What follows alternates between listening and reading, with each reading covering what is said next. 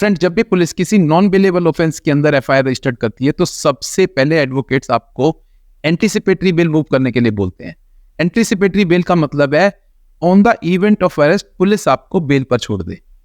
अब अगर आपने एंटीसिपेटरी बेल मूव करी है तो वहां पर किस तरह के आर्ग्यूमेंट्स होने चाहिए, बड़ा इंपॉर्टेंट है, क्योंकि जनरली मैंने देखा है एंटीसिपेटरी बेल के ऊपर एडवोकेट जाकर के फैक्ट्स के ऊपर आर्ग्यू करना शुरू कर देते हैं। फैक्ट्स के ऊपर तो आर्ग्यू करना ही है, साथ में कुछ चीज इंपॉर्टेंट है जो आपको एंटीसिपेटरी बेल के टाइम पे जरूर बताएं। तो एंटीसिपेटरी बेल को आर्ग्यू करते हुए जो पॉइंट्स होने चाहिए वो कौन से हैं? नंबर 1, आप सबसे पहले कोर्ट को ये बताएंगे जो ये एप्लीकेंट है, जो पर्सन है जिसके ऊपर ये एफआईआर रजिस्टर्ड हुई है, इसके सोसाइटी में डीप रूट है और ये पर्सन कहीं पर भी भाग के नहीं जाने वाला है। इसका जो फ्ली करने का चांसेस है वो बिल्कुल ही जीरो है, क्योंकि इसका अपना घर है, अपना मकान है या अपनी प्रॉपर्टीज है और उसका पूरा परिवार इसी सिटी में रहता है। जब आप कोर्ट को ये बताएंगे तो कोर्ट को आपको इंश्योर करना है कि ये पर्सन एफआईआर होने के बावजूद भी शहर छोड़ करके या फिर अपना घर छोड़ करके भागने वाला नहीं है। Number 2, clear antecedents. जब हम क्लियर एंटीसीडेंट्स की बात करते हैं तो हमें कोर्ट को ये बताना है कि जो एप्लीकेंट है जिसके खिलाफ ये नॉन बेलेबल ऑफेंस के अंदर एफआईआर दर्ज हुई है, इस पर्सन के खिलाफ प्रीवियसली किसी भी तरह का कोई भी क्रिमिनल केस नहीं चल रहा है और इसके पूरे तरीके से क्लियर हिस्ट्री है।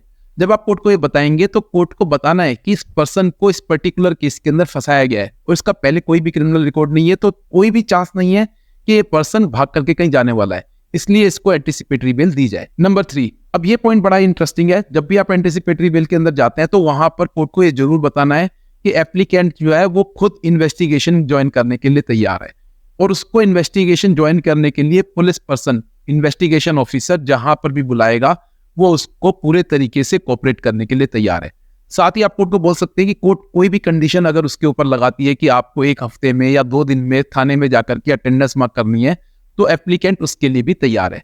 जब ये सारी चीजें बताएंगे तो कोर्ट को आपको बताना है कि एंटीसिपेटरी बेल देते समय आप जो भी कंडीशन लगाएंगे पर्सन को अपीयर होने के लिए, वो उसको एग्री करने के लिए तैयार है। Number 4, no possibility of tamper with evidence. जब आप एंटीसिपेटरी बेल में जाएंगे तो कोर्ट को आप ये बताएंगे कि इस पर्सन का सबूतों के साथ छेड़छाड़ करने का कोई भी पॉसिबिलिटी नहीं है।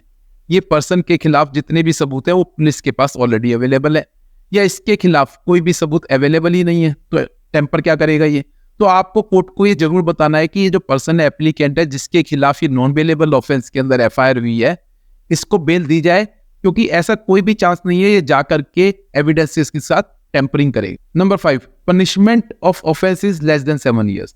अब देखिए, कुछ ऐसे ऑफेंस होते हैं जहां पर उनकी जो पनिशमेंट है वो 7 साल या 7 साल से कम होती है और ऐसे ऑफेंसेस के अंदर सुप्रीम कोर्ट की जो कुछ ऐसी जानी मानी जजमेंट्स हैं, जैसे अरनेश कुमार या अभी लेटेस्ट में जजमेंट आई थी सतेंद्र अंतिल की, जहां पर सुप्रीम कोर्ट ने क्लियर बोला है कि ऐसे ऑफेंसेस के अंदर किसी भी पर्सन की पर्सनल लिबर्टी के साथ छेड़छाड़ नहीं की जाए।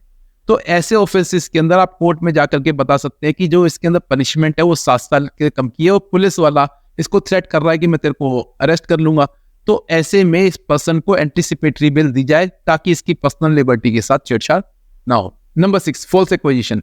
अब जब हम कुछ एंटीसिपेटरी बेल्स के अंदर जाते हैं तो वहां पर हम बताते हैं कि कोर्ट को ये पूरी की पूरी एफआईआर झूठे तरीके से एफआईआर दर्ज की गई है और इस आपके एप्लीकेंट का कोई भी लेना देना नहीं है। अब आपके बोल देने से खाली ऐसा नहीं चलेगा, आपको वहां पर कोर्ट को कुछ ऐसे सबूत दिखाने पड़ेंगे, कुछ ऐसे एविडेंसेस दिखाने पड़ेंगे जिसके बेस पर आप ये साबित कर सकते हो कि ये पूरी की पूरी एफआईआर, जो पूरा का पूरा मामला है, ये फॉल्स एक्विजिशन के ऊपर चलाया जा रहा है, ताकि कोर्ट को आपकी बात पे विश्वास हो और कोर्ट आपको एंटीसिपेटरी बेल ग्रांट करे। 7th and last, settlement with the complainant. अब देखिए, कई बार नॉन बेलेबल ऑफेंसेस के अंदर एफआईआर तो दर्ज हो जाती है, लेकिन बाद में कंप्लेनेंट के साथ ही सेटलमेंट हो जाता है। और सेटलमेंट होने के बाद जब कंप्लेनेंट पुलिस थाने में जाकर के बोलता है पुलिस वालों को कि मेरे को इस पर्सन के खिलाफ कोई भी कार्रवाई नहीं चाहिए, तो वहां पर पुलिस वाले हेल्पलेस होते हैं, वो कहते हैं हम कुछ नहीं कर सकते, एफआईआर दर्ज हो गई है, अब आपको कोर्ट में जाना ही पड़ेगा। और कई बार तो ऐसा भी होता है कि पुलिस वाले जानबूझकर ऐसे पर्सन को जिसका कंप्लेनेंट के साथ सेटलमेंट हो गया है, एक्यूज पर्सन को परेशान करने के लिए अरेस्ट करने की दबिश बनाते हैं। तो ऐसे केसेस के अंदर आप सेटलमेंट एग्रीमेंट बना करके एंटीसिपेटरी बेल के टाइम पर उस सेटलमेंट को मूव कर सकते हैं और कोर्ट से गुहार लगा सकते हैं कि इस पर्सन को इस सेटलमेंट के बेस पर एंटीसिपेटरी बेल ग्रांट की जाए। तो अगर कोर्ट के समक्ष इस तरीके से एंटीसिपेटरी बेल की आर्ग्यू किया जाएगा तो एंटीसिपेटरी बेल मिलने के चांसेस बहुत ज्यादा बढ़ जाते हैं। तो दोस्तों आज हमने एंटीसिपेटरी बेल को कैसे आर्ग्यू किया जाए ये इस वीडियो के अंदर बताया। आने वाले समय में मैं आपको और भी लीगल इन्फॉर्मेशन से अवगत कराता रहूंगा। I am advocate Yogesh Agarwal. I make your legal decisions easy. Be aware, be safe.